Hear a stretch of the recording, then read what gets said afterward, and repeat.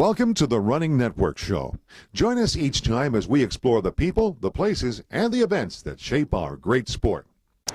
We're here at the entrance, and they have all these big signs up here with the different runners. There was 10 of them that they featured for different commercials, and that were like their 10 heroes for the 10-10-10 run here in Chicago for the marathon. Well, hello, sports fans. It's Larry Eder with the Running Network, and we're in Kitty O'Shea's, one of the most famous bars in Chicago, at the Chicago Hilton, and it's a few hours after the 33rd Bank of America Chicago Marathon.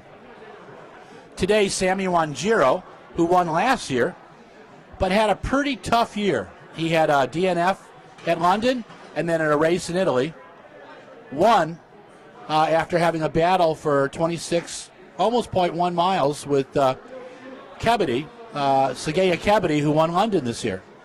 Both of them were together with a mile to go. They ran 4:34 for the last mile and 60 seconds for the last 400 meters. Kebede went by Sammy 2 times. Sammy went by Kebede 3 times. On the third time, with 1,000 meters to go, he started getting a little bit of air. By 600 to go, it was Wanjiro's race. With 200 to go, he put his arm up, put 2 fingers up to show he'd won 2 races. Sammy's had back problems this year, a sore knee, and stomach problems the last couple weeks. But he persevered, and that's what this race was all about. It was 66 degrees at the start. It was 77 degrees by 9 a.m., and for 4-hour marathoners, they were finishing in 88 degrees. It was a bit uncomfortable out there for people today. On the American side, the top American male was Jason Hartman. He had run 2:12:09 last year to win the Mediatronic Twin Cities U.S. Championships. This year he ran 2:11:06. Very smart race, went through the half in about 1:05:11. He's been having stomach problems as well and a few other things, including his training group breaking up. But Jason put it all together. A farmer duck.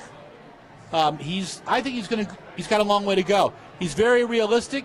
He thinks he can run 2:09 in his career. Not tomorrow, but he thinks he can run it over the next couple years. And we'd like to see him do that. On the women's side, Lilia Shobakova, who won last year, is the farmer 5,000 meter record in Europe. She's run 14:28 for 5K, so the woman knows how to fly. She was as far back as 12th place in the first half of the race. But by 20 miles, she moved up into second, then in the first, and set a new Russian record of 2:20:25 with winning this race. The first American was in 4th place, and it was Des Davila from the Hanson's Brooks Distance Project. And what Des did is earlier this year she ran 8:51 for a 3K. She's run 32:22 for the 10 this year, 15:19 for 5K, and she put it all together. She was very, very conservative, as far back as 4 minutes from the leaders. By the time she hit 20 miles, she was in 7th place, then moved up to 6th, then the 5th. Over the last 2 miles, she got herself into 4th place, running 2:26:20, the 4th best ever. She's in the U.S. She's only behind Joan Benoit, Kara Goucher, and I'm trying to think who the third one is, but we know she's the top 4. I'm just having a senior moment. Magda Elena Louis Boulet ran a 2:28:27. She had run 2:26 and change earlier this year in the Fortis Rotterdam. She had kind of an off day. She also had a pit stop. But Tara Moody finished in 2:30:52 in 10th place. We saw her at the press conference with a brace on her foot. She had a really bad bunion. But 36,159 people finished today, a new record. The weather was very, very hot.